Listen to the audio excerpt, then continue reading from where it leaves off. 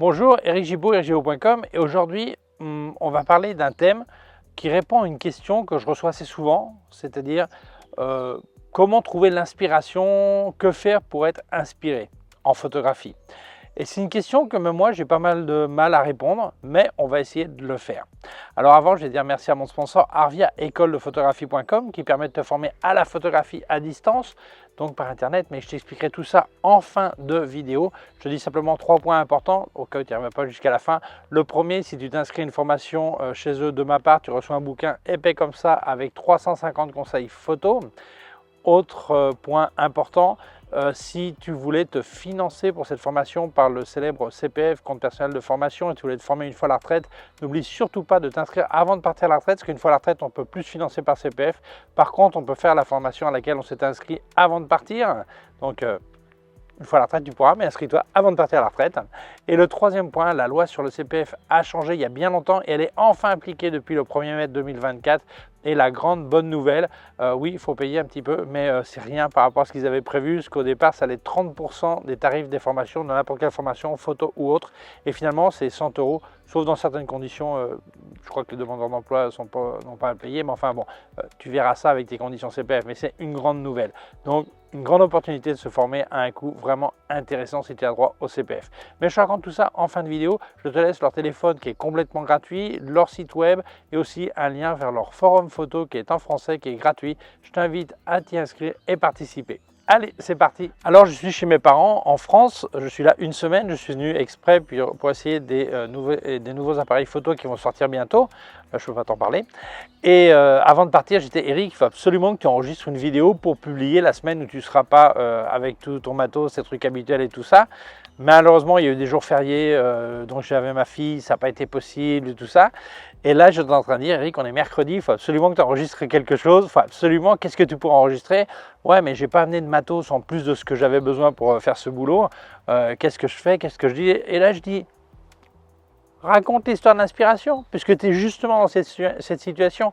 Qu'est-ce qui peut t'inspirer pour créer quelque chose? Eh bien voilà, c'est de ça que je vais te parler, de comment trouver l'inspiration. Et finalement, je suis en train de faire cette vidéo, donc ces questions m'ont inspiré. Voilà, donc on va voir ça en détail, les pas à suivre et tout ça. Premier point, je pense qu'il faut distinguer le cas de l'amateur du cas du professionnel. L'amateur n'a absolument aucune obligation de faire des photos puisqu'il ne vit pas de ça. Donc s'il est sans idée, sans faire de photos, ce n'est pas un drame, personne ne va mourir, ce n'est absolument pas grave du tout. Simplement, en ce moment, il n'a pas envie, il n'a pas d'idée, voilà, c'est tout.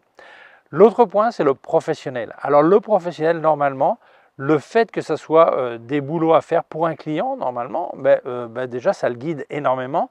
Alors, le client n'a pas forcément des idées concrètes de ce qu'il veut faire, mais dans la discipline que tu proposes commercialement, l'habituel, c'est que tu aies déjà des bases suffisantes pour avoir des petites idées. Alors, peut-être que tu feras un travail plus ou moins brillant, plus ou moins génial, ou excellent, ou pas si bon que ça, mais en tout cas, tu as déjà un chemin par la demande, la commande du client et ton expérience dans ce type de photo. Donc, bon, voilà. Donc, on va surtout parler plutôt du cas de l'amateur, c'est ce que beaucoup de gens me demandent. Que faire quand tout d'un coup tu dis je ne sais pas quelle photo faire et voilà, j'ai perdu l'inspiration. Donc on va parler de ça. Je pense que dans l'étape photographique, dans nos étapes photographiques, il y a un moment, surtout au début, où les gens font des photos de tout et absolument n'importe quoi. Tout ce qui bouge, c'est une photo, tout ce qui chante, c'est une photo, tout ce qui remue est une photo, tout ce qui voit est une photo. Et il y a un moment où ils ne savent plus trop quoi faire. Et en fait, ils pensent que c'est un manque d'inspiration. En fait, c'est une saturation. Ton cerveau bloque parce qu'il en a, entre guillemets, ras-le-bol de faire des photos. Parce qu'il y a un moment où tu vas te rendre compte que sur ces milliers de photos que tu fais en tirant sur tout ce qui bouge, eh bien, certaines sont bien, certaines sont excellentes, certaines sont vraiment géniales, mais la majorité sont complètement inutiles, ne servent absolument à rien. Et avec le temps, tu te rends compte qu'elles ne sont même pas terribles du tout, en fait. Et là, ton cerveau commence à se bloquer et tu penses que tu as un manque d'inspiration. Tu n'arrives plus à faire ces photos géniales. En fait, c'est pas que tu n'arrives plus à les faire, c'est qu'elles n'ont jamais été vraiment géniales. et tu voudrais passer une étape supérieure et tu te bloques. Ton cerveau rentre dans une spirale mentale compliquée où tu es convaincu que c'est un manque d'inspiration, tu n'arrives pas à être génial, tu n'arrives pas à ça, à ceci. En fait, tu as saturé, tu as abusé de ton appareil photo, tu as fait trop de photos, tu as complètement abusé. Et là, cette stagnation fait que tu te frustres et voilà, tu dis, j'ai plus d'inspiration, que pourrais-je faire? Comme s'il y avait une obligation de faire des photos d'ailleurs. Voilà. Plus tu vas être obsédé par cette idée de devoir faire des photos, avoir de l'inspiration, trouver quel sujet faire, comment faire et tout ça, plus tu vas être obsédé par ça, moins ça va marcher. Tu vas être frustré, tu vas être en colère avec toi-même de ne pas y arriver, en colère avec le monde, en colère avec les sujets, en colère avec tout. Ça ne va pas marcher. Plus tu vas te dire il faut que je fasse des photos, il faut que j'y arrive, il faut que j'y arrive, il faut que j'en fasse, il faut que je trouve quelque chose, moins ça va marcher. Donc quand tu arrives à ce moment-là, le mieux c'est une déconnexion totale de la photographie et de ton appareil photo. Ton cerveau a besoin de se reposer. Arrêter d'être obsédé par cette idée de devoir faire des photos, alors que souvent tu n'as pas d'obligation, donc ce n'est pas un devoir, mais de dire il faut absolument que je fasse. Non, éteins l'appareil photo, oublie la photographie et maintenant on va voir quoi faire pendant cette période de déconnexion pour que peut-être, parce qu'il n'y a aucune garantie, tu puisses revenir à l'envie de faire des photos, puisqu'en fait, la base, plus que l'inspiration, c'est l'envie de faire des photos. Mais ça, il va falloir que tu prépares ton petit cerveau qui était bien fatigué pour redémarrer. Alors, si jamais tu voulais me filer un coup de main et t'aller acheter chez Digitphoto, ça serait vraiment sympa, comme à l'écran, là où ça marque code créateur. Si tu marques Gibo, eh bien, ça me file un coup de main. Si tu as un code promo, il y a une case à côté qui dit code promo, eh bien, c'est complètement compatible. D'ailleurs, je les partage régulièrement sur mes réseaux sociaux. Merci beaucoup parce que ça m'aide énormément. Continuons. Alors toi, tu crois que ton cerveau est déconnecté? Bah oui, la partie consciente, mais si tu as vraiment une passion pour la photographie, ton subconscient, évidemment, est toujours au boulot. Donc, il va falloir lui donner un petit peu à manger. Et lui, c'est lui qui fera son petit travail de se reconnecter, se remotiver et tout ça. Pas toujours, mais si tu as vraiment cette passion pour la photo, probablement oui. Mais c'est important donc de oublier, de ne pas donner ça à manger à la partie consciente, à la partie subconsciente. Alors ça, c'est le gros problème que font beaucoup de gens quand ils ont ce besoin de déconnexion, c'est de chercher l'inspiration en regardant les photos des autres. Ah, je vais regarder des photos, comme ça me donnera des idées. Nanana. Ça, c'est une erreur. Déconnecter de la photographie, c'est déconnecter de la photographie. Aussi bien toi comme photographe que regardant les photos des autres. Parce que si tu regardes les photos des autres, ça va faire deux trucs. Ça va te déprimer parce que tu vas dire « Oh, mais eux, ils y arrivent, moi, j'y arrive pas. » Blablabla. Ça va être pire, le remède va être pire que la maladie. Et l'autre possibilité, c'est que oui, tu vas peut-être penser que l'inspiration te revient, mais en fait, le seul truc que tu vas faire, c'est copier les autres. C'est pas vraiment un gain d'amélioration, si on peut dire. Donc, n'oublie pas, dans ce moment de déconnexion, c'est photo, non, ni derrière l'appareil photo, ni en regardant les photos des autres. Ça, c'est bien important. Maintenant, on va voir ce qu'on va lui donner à manger à ton petit cerveau subconscient, ton petit subconscient, l'inconscient, comme on dit. Ouais, j'ai dit le subconscient au lieu de l'inconscient. Je sais pas, je sais plus comment je dis en français. Voilà. Enfin, tu as compris ce que je veux dire. Celui qui pense pas trop, voilà. Ou qui pense pour toi, mais tu le sais pas. Alors, qu'est-ce qu'on pourrait lui donner à manger à ton cerveau? Eh bien, il y a plein de choses. La musique, par exemple. Alors, il y a beaucoup de types de musique. On ne va pas rentrer dans le débat, ce qui pour toi est musique ou pas musique. Mais enfin, une musique qui, toi, te fait sentir bien. Ça peut être instrumental seulement ou avec des paroles, peu importe. Écoutez la musique, mais vraiment écoutez, pas entendre, écouter. C'est-à-dire que tu vas prendre ton temps, analyser, recevoir tout ça. Aussi la peinture et la sculpture qui sont les cousins les plus proches de la photographie. Regardez la peinture et tout ça, mais dans un sens observateur. Pas simplement, oh ouais, j'ai vu une peinture. Non, non, non. Je regarde, j'observe, j'analyse, je pense. Voilà. Te promener, promenade, là je pourrais être dans le jardin voir les feuilles, les arbres, les fleurs, tout ça, mais observer ou dans la rue, regarder les gens, les voitures, les maisons, tout ça, regarder donc des balades qui t'apportent quelque chose ou un paysage, tout ça, regarder. Les odeurs aussi, on oublie souvent, mais les odeurs peuvent apporter aussi au cerveau. le cinéma, les films, tout ça peut t'apporter pour donner une nourriture à ton cerveau qui peut le stimuler à se sentir dans un état d'avoir envie de reprendre ce que tu voulais faire, où ton subconscient va peut-être reconnecter inconsciemment sans t'en rendre compte avec quelque chose que tu vois. Attention, quand je parle de texture, d'odeur aussi, je parle peut-être de goût. Attention que cette reconnexion, ce ne soit pas seulement avec la nourriture, parce que tu risques de grossir comme moi. Voilà. Donc voilà. Mais n'oublie pas d'être dans cette phase réceptive de voir ce qui est autour de toi, prendre le temps, écouter, voir, toucher, tout ça. Voilà. Alors, quand ton cerveau il aura bien mangé, eh bien, il va falloir qu'il fasse la digestion. Et cette digestion mentale, eh bien, il va la faire. Alors, elle peut durer plus ou moins longtemps. Ça dépend. Ça peut durer 1 heure, une journée, un mois, un an ou plusieurs années. Ça dépend de chacun. J'ai aucune idée. Ça, je ne peux pas te dire pour toi. Mais quand tu vas te sentir là tout d'un coup que tu as déconnecté, tu te sens bien, tu vas sortir, faire un tour, que ce soit dans la rue, que ce soit dans ton jardin, que ce soit dans un endroit de paysage, peu importe, sans appareil photo. Interdit de prendre ton appareil photo, ni d'utiliser ton smartphone comme appareil photo. Et là, que vas-tu faire? Eh bien là, tu vas chercher des photos, tu vas regarder, tu vas observer, tu vas dire « Ah, oh, tiens, c'est beau ça, ah ben non, je ne peux pas faire la photo, mais je la regarde, là, je la vois la photo. Ça serait une bonne photo.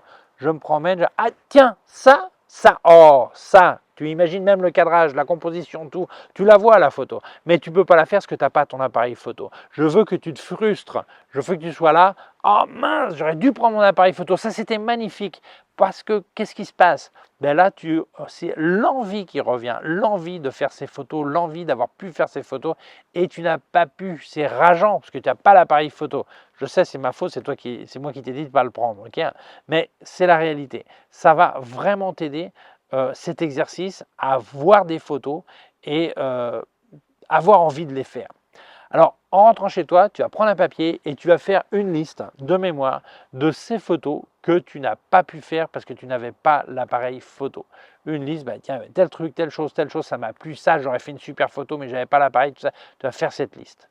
Et là, quand tu auras fait cette liste, tu es prêt pour demain, semaine d'après, peu importe, plus rapidement possible, prendre ton appareil photo, retourner, et là, tu vas faire ces photos. Et là, en fait, tu as un guide parce que tu as vu ces photos et tu vas les faire. Tu t'es imposé un exercice à faire cette photo. Donc là, l'inspiration est venue, mais en fait, je ne sais pas si ça s'appelle de l'inspiration, simplement, tu veux faire cette photo que tu n'as pas pu faire. Et donc là, tu sors dans la rue avec un but précis. Tu sors dans ton jardin où tu veux avec un but précis. Faire ces photos que tu n'as pas pu faire. Et donc là, tu ne pars pas en végétant, ah, je ne sais pas quoi faire. Là, tu vas faire tes photos. Ok? Donc tu fonces, tu vas faire les photos que tu n'as pas pu faire. C'est bien beau Eric, mais moi je suis sorti, j'ai pas vu les photos, j'ai rien senti, j'ai pas vu de trucs bizarres, tout ça, ça marche pas ton truc, ça va pas? Oui, c'est possible, c'est possible. Parce que ça, l'inspiration, c'est un truc qui reste très philosophique, très artistique pour certains, un peu blabla pour d'autres. Et eh bien, peut-être que tu ne réponds pas à ces critères de sensation, de choses comme ça. Peut-être qu'en fait, tu devrais te rappeler de la phrase de Pablo Picasso qui a dit bien sûr que l'inspiration existe, mais elle doit te trouver en train de travailler pour t'être utile. Je crois que c'était un peu comme ça la phrase. Voilà. Eh bien voilà, c'est peut-être ça en fait. En fait, simplement, pour avoir envie de faire des photos et faire des photos meilleures et géniales, eh bien, il faut que tu fasses des photos. Donc, peut-être qu'il faudrait que tu te recentres, pas sortir à faire de tout et n'importe quoi, mais t'obliger à faire des exercices concrets. Aujourd'hui, je vais faire des photos de bouteilles avec le verre, les reflets, le machin, voir comment on fait ça. Aujourd'hui, mais je vais m'obliger à utiliser du flash, ou je vais m'obliger à faire du macro. Et je dis bien m'obliger parce que ce sont des exercices. Et donc, en développant ta technique, tes connaissances et tout ça, eh bien, oui, peut-être que tout d'un coup, tu vas dire « Ah, super !» Bon, et tu vas faire des photos de plus en plus intéressantes pour toi, parce que ton premier spectateur, c'est toi.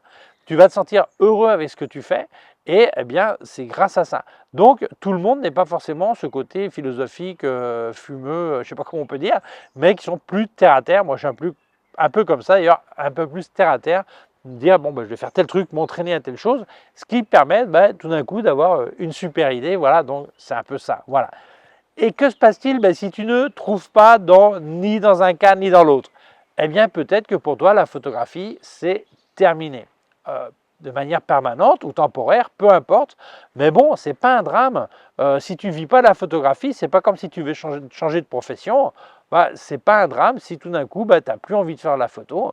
Eh bien, on a des phases comme ça dans la vie où il y en a qui allaient danser tous les week-ends et puis un jour, ils n'ont plus envie, ils n'y vont plus. Ou d'autres qui ont fait du ski de nombreuses années, puis maintenant, bon, ça ne les attire pas spécialement.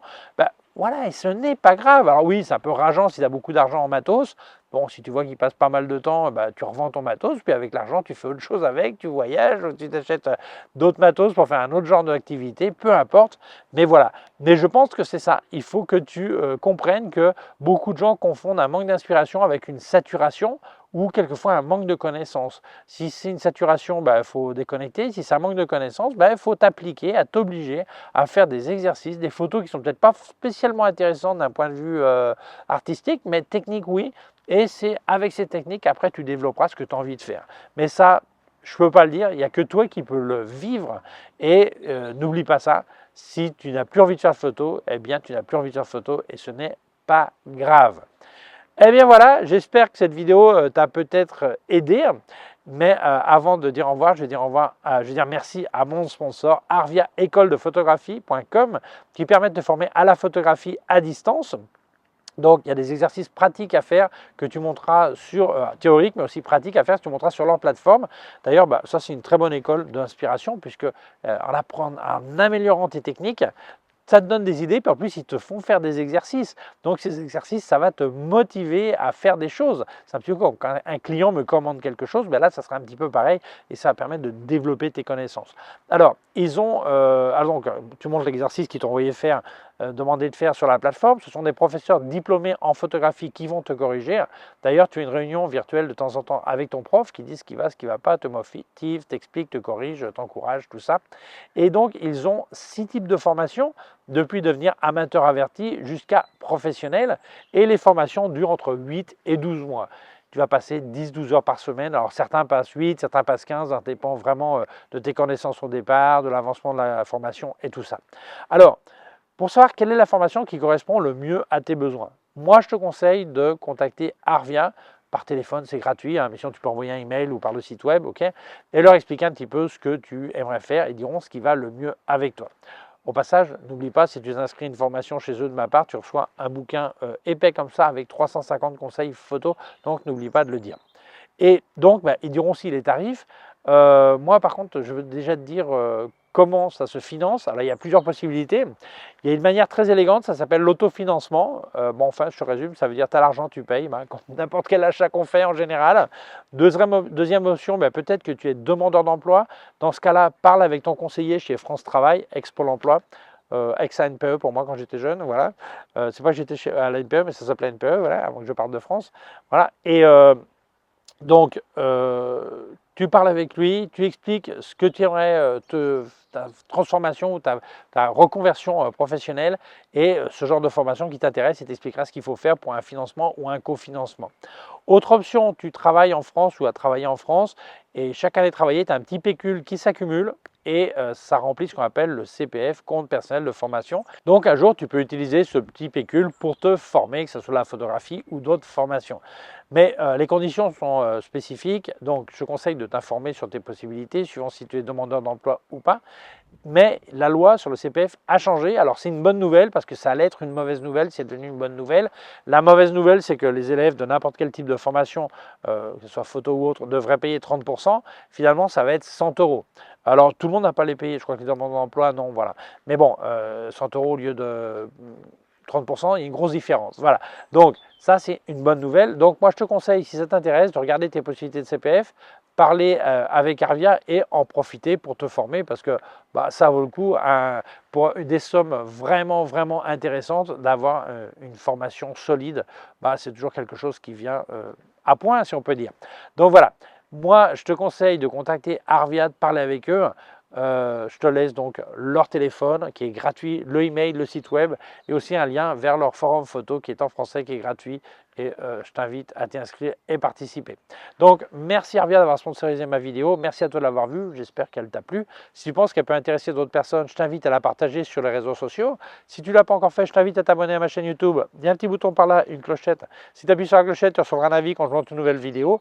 Mon site web erigio.com/fr pour la version française, mes cours de photographie en vidéo erigio.com/fr/cours en ligne. Si tu as une quelconque question, tu peux laisser un commentaire dessous. Je te laisse aussi des liens de mon matos chez Digit Photo. Alors ça serait vraiment sympa si tu achetais chez eux, comme à l'écran, là où ça marque code créateur, tu marques Gibo, eh bien ça me file un coup de main. Si tu as un code promo, je t'invite à le mettre sur la case à côté, c'est complètement compatible, ça dit code promo. Et d'ailleurs, je les partage régulièrement sur mes réseaux sociaux. Merci beaucoup, parce que ça m'aide énormément. Je te laisse aussi des liens de ce que j'ai testé chez KF Concept, Sandmark et Flash Westcott. D'autres liens affiliés, aussi un lien de mon compte PayPal au cas où tu vas faire un don. Merci beaucoup, prends soin de toi et à très bientôt. Ciao!